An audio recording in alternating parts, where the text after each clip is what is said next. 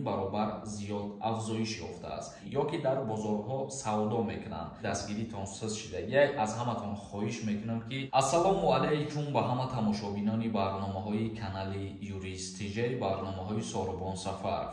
тамошобинони азиз, ҳатман видеода лайк бимонен ва то охирша тамошо кунен. дар ҳаминҷо ба ҳамаи шумо як чиза тавсия метиҳам.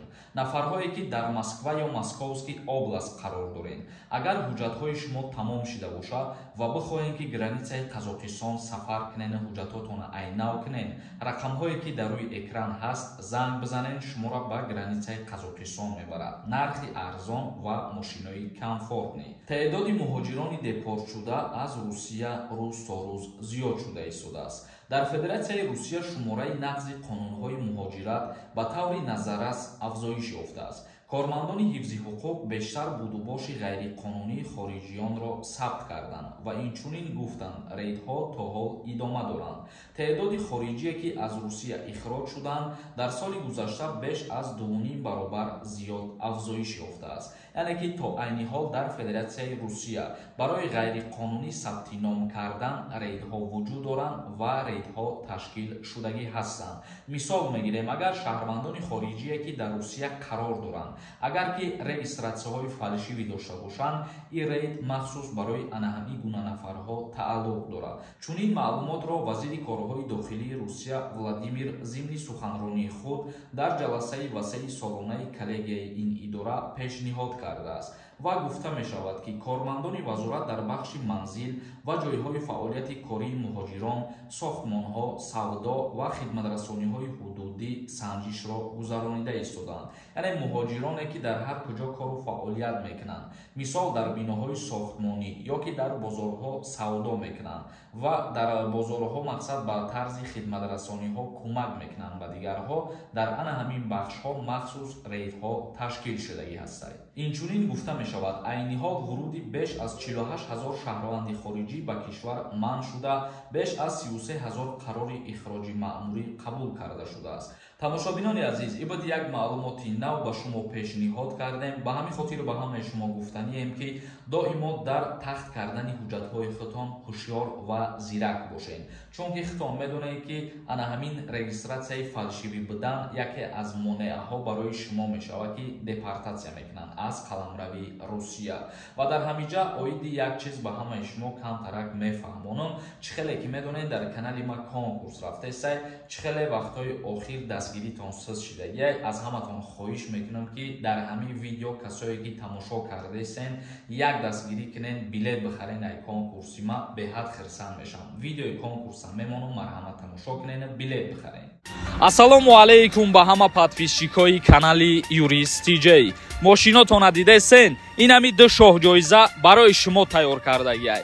метавонӣ ки ай конкурси ма билет бихарӣ, соҳиби яке аз ин ҳами мошино бошай. номерои ватсапе ки дар рӯи экран дидесен, дар ҳамин номерои ватсап картаи Сбербанк ҳам ҳастай. картаи Сбербанк ба номи Мунис меброяд. 200 рубл мепартой ва чекта дар ҳамин рақамҳои ватсап равон мекунӣ. конкурс ҳамагӣ 68 дона приз дорад. 2 мошин, конвертҳои пулӣ ва 10 телефон. 5 нафаре ки аз ҳамада бисёр билет мехара, шоҳҷоизаи дополнительни путёвка ба Дубай барои 5 кас ҷидо кардагием. документҳои яксола ҳар диш дора.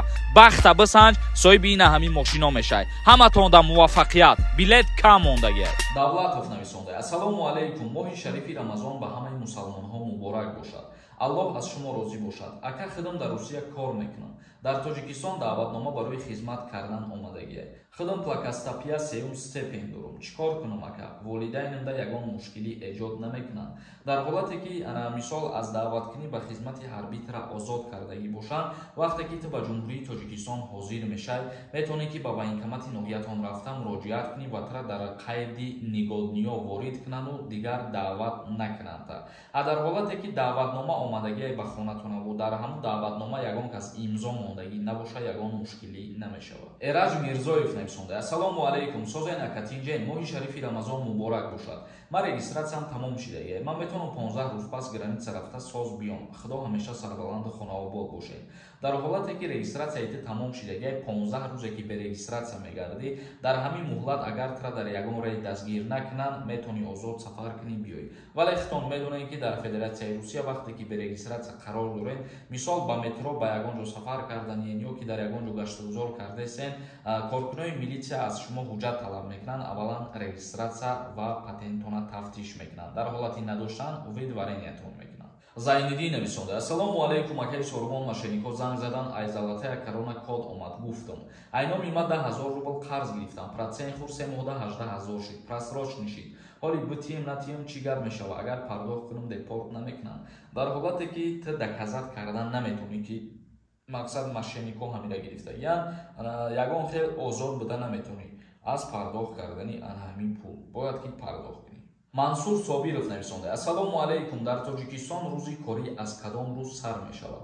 Рӯзи корӣ ва рӯзи дарсӣ аз рӯзи душанбе оғоз мешавад. Аюбов нависонда: акай илтимос саволамда ҷавоб деҳ. Соли таваллудум 1996, 19 март аз даъват ба хизмат озодум ё ин ки не? Илтимос ҷавоб деҳ акаҷон. 19 марта ту 27 сола шидагӣ бошӣ, аз даъват ба хизмат озод ҳастӣ. Як каси дигар нависонда: ассалому алайкум, акаҷон як чира пирсем. Ай Тоҷикистон омада мигратsion камда работа хат кашидагӣ. 3 моҳ пас граница бурам биём, и кара часни нависонам, хона рафтан да визамам ахкам мекунанд, илтимос ҷавоб деҳ. Дар ҳолате ки дар мигратсиони картаи шумо работа қайд кардагӣ, ҳамун 3 моҳерам ки ту меисӣ дар Русия ҳаққи бепатент истодана надорӣ. Чунки вақте ки рейд мешава, ана мигратсиони картаи тра тафтиш мекунанд ки работа нависагӣ ва ту патент надорӣ. Ва ту мегӯӣ ки ман ҳеҷ куҷо кор накардаистам, мисол 3-4 моҳа омадагиам, дар ин ҳолат ба ту мегӯянд ки мигратсиони картаи работа намегирифтӣ, бояд, яъне гости мегирифтӣ. Холов нависонда: акаҷон гапои шумо дуруст аст. Имрӯз ФМС омад моро проверка кардан 25/03/2023 соати 2:50. Чӣ хеле ки хитон медонем дар Россия қарор дорем, аймадан хубтар медонем, рейд вуҷуд дора ва кае ки бихоҳанд тафтиши ҳуҷҷатҳо ташкил мекунанд. Саид нависонда: ассалому алайкум, акаи Сорбон, як савол. Ба кӯдаки 6 моҳара загран мегиранд ё не? Илтимос ҷавоб деҳ. Бале, кӯдак агар 1 моҳарам боша, загран паспорт гирифтан ҳатмие. Убайдзода нависонда: ака видварени каданмон, ҳамирам депорт мешавад? Ҷавоб деҳ по-братски. Видварения ба мисли депорт мебошад. Бале, ҳоло он ки муҳлати видварения камтар мебошад. Ин ҳамин қадар фарқия доранд, тамом. Мудассир нависонда: ака виезд маҳкам буд, ҳуйшида бошад. Авфи муҳоҷиро шидагӣ нестай ҳозира шуда. Як каси дигар нависонда: ака дар ахбори Тоҷикистон гуфтан 1 март хизмати ҳарбӣ сар шидааст. Худут гуфтеса 1 апрел, ҳамира аниқ кунед бигӯед. 1 март яъне ки президенти ҷумҳурии Тоҷикистон муҳтарам Эмомалӣ Раҳмон қонуни даъваткунӣ ба хизмати ҳарбира ба имзо расонид ва аз 1 апрел даъваткунӣ сар мешавад то 27 мая давом мекунад. Сафар нависонда: акаи Сорбон 1995 намебаранд хизмат? Не, аз хизмат озод ҳастам. Зиндадил нависонда: ассалому алайкум, акама документом тамом шид, граница буромадам. Ба регистратсияи 3 моҳа ман 4 моҳ ба дохили Россия гардам, зарар надорад. Агар ки 1 моҳи дигар дар ягон рейд нағалтӣ, дар ягон проверка нағалтӣ, зарар надорад. Эйҷ нависонда: дар бораи пенсия ягон навигарӣ медодед? Дар бораи пенсия ягон навигарӣ нест ва ягон қонун қарори навам шидагӣ нестай ҳозира шуда. Тамошобинони азиз, ба ҳамин навори имрӯзара ҷамъбас мекунем то видеоҳои оянда. Худованд ҳамаи мо шуморо нигаҳбон бошад.